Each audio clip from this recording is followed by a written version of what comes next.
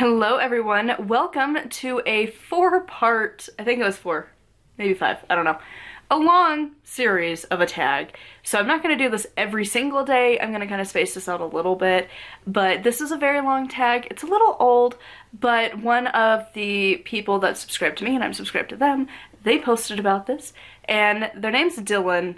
At least that's the beginning of their channel name, and then the rest of it I don't remember, but I'll have their channel linked below. But I saw it from them, and I had thought about making this one before, and it just kind of kept getting pushed aside for other videos, so I figured this is a good time to record this. So here is the 77 Witchy Questions tag, and this is part 1. Again, I think it's like 4 parts-ish. Do you use the runes as a written language? Which is interesting because I'm just like still on my early parts of journeying with the runes and the Norse and all of that jazz. But no, I don't feel the need to use them as a written language. I don't feel the need to have my stuff coded. I am very out of the broom closet, obviously, and I don't feel the need to hide it. And I look at them more as a magical set of things that I'm using, not as the alphabet. Some people look at them as both, that's fine. But I don't. If I'm going to use an alphabet, I'm going to use the one that I was raised with, and a lot of the world uses, not all, but a lot of people, the base letters are the same. Next, we have, do you feel you have natural gifts such as premonition, hearing spirits, and if so, do you think that is what led you to this path? I think everyone has their own different set of different gifts that they have. I don't know that I would say that I'm really prone to witchcraft, but kind of. Like, I was using a pendulum before I knew what witchcraft was to commune with a spirit that was haunting me, so kinda. But like, I've had paranormal experiences, and I think that a lot of it does stem from the fact that when you've been on the brink of death, it does give you a very different perspective on everything.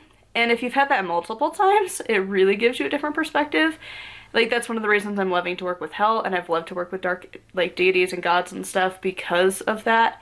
Like, it's really hard for me to focus on, like, the light and love and flowery aspects, because that's not how I've lived my life. But I wouldn't say that's, like, a natural gift, either. But then, like, the pendulum thing, so I think gifts are just acquired. Do you have a deity you work with, if any, and why? I work with a lot.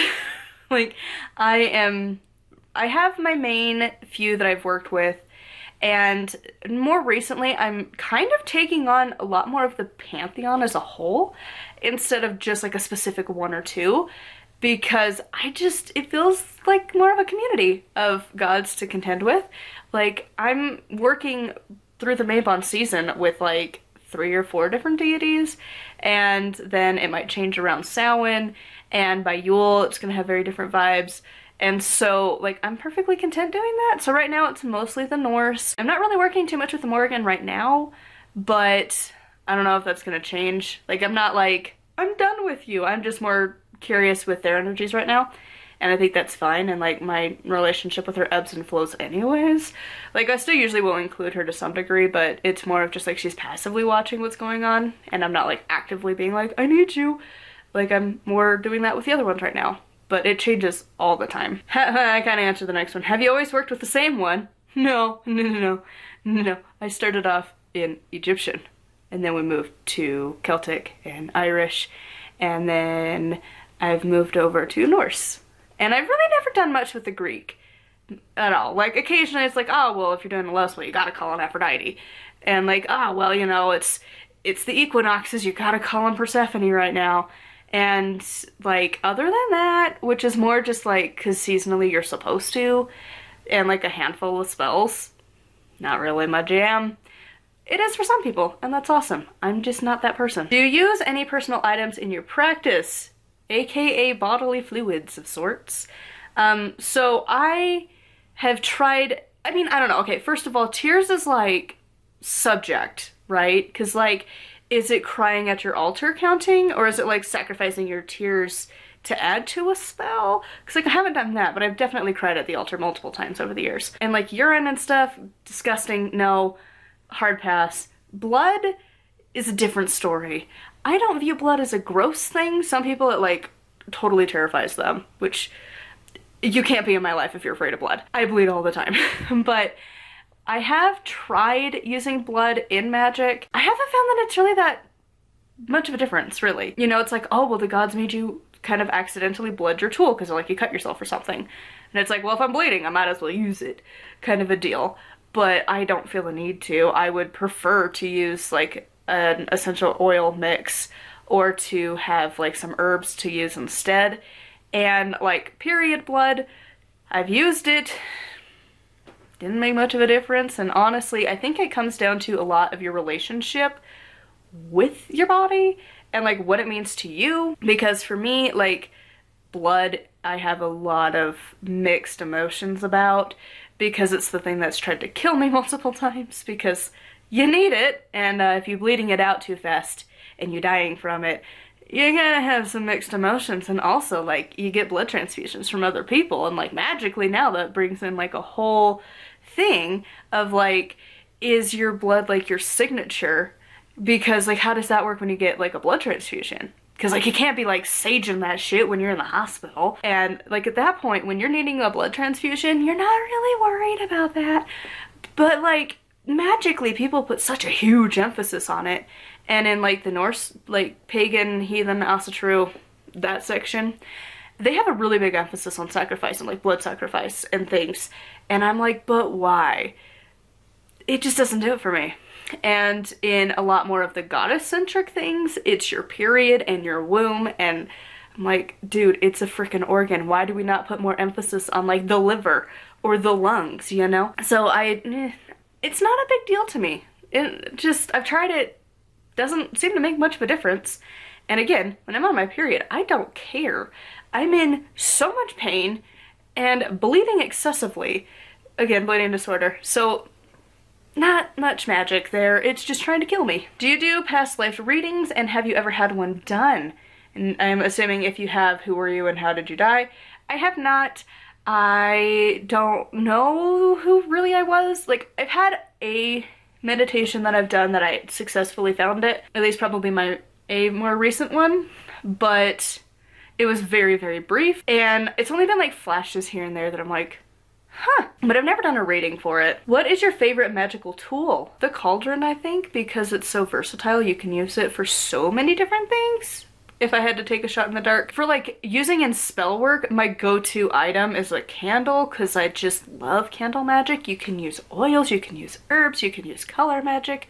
It's awesome. You can have it where it lasts for days, where you have a big candle or you snuff it every day and then you relight it.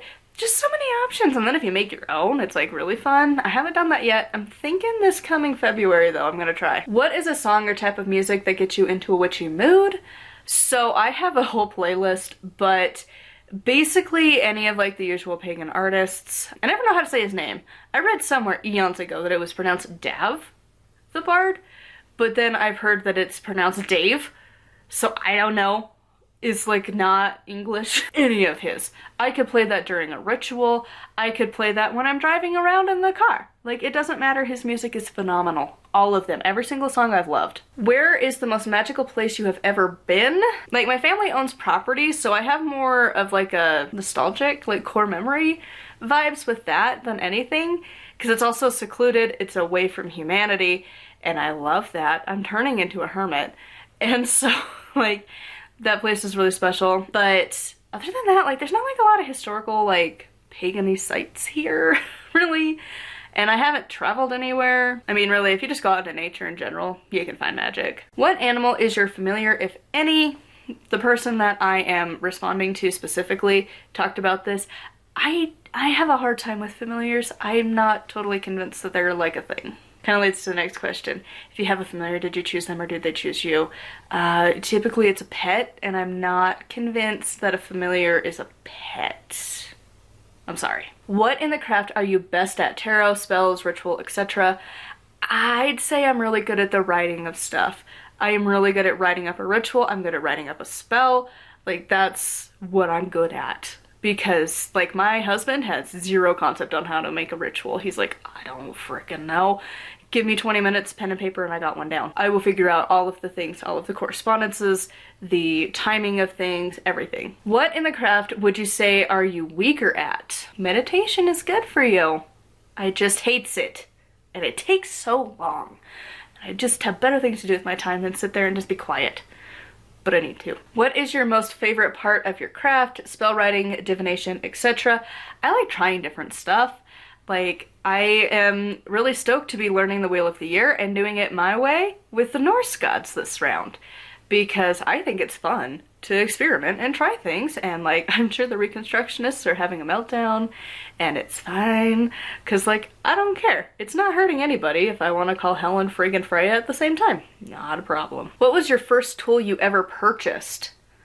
Oh, for fricola's sake, that was a long time ago. I think it's gonna be really, really boring. I think I bought candles. So I don't know if that counts as a tool, because it kind of is, but it kind of isn't. It's like an ingredient. But like, when I started actually accumulating stuff, I did one massive purchase at a time. Like, I was given free reign of like hundreds of dollars to go spend on Amazon, so I did. So I got all of this stuff. I got my, I'm looking over there, I'm like, I got my mortar and pestle, I got my bells, I got my chalices, I got my little abalone shell to put your stick thing. What is it called? The like smudge sticks, but it's not called smudge stick anymore. Now it's like a cleansing stick, smudge, not smudge, sage stick, whatever. Your bundle of herbs that you burn, that thing. And like an incense holder and altar cloth and a couple statues and like my pentacle and my decks, and I bought a lot. So I don't know which one was my first. What was your first homemade tool for your practice? It's been 13 years. I'm supposed to remember what I was doing when I was 13. Like, that's a lot of living between 13 and 26 that you do. I want to say the first one I made was a wand, and it's not even the one that I use. It's not my apple wand, because I think I made one out of a random stick I found in my yard. But then I don't know if that was my first one, because I might have also made the herb bundle thing too, because Charming Pixie Flora had a video on that. So maybe it was that. I don't know. It's been a few years. What a way to end this tag. So anyways, here we are. I ran out of battery, so here's my patrons. Thank you to those guys. Make sure to like, comment, and subscribe.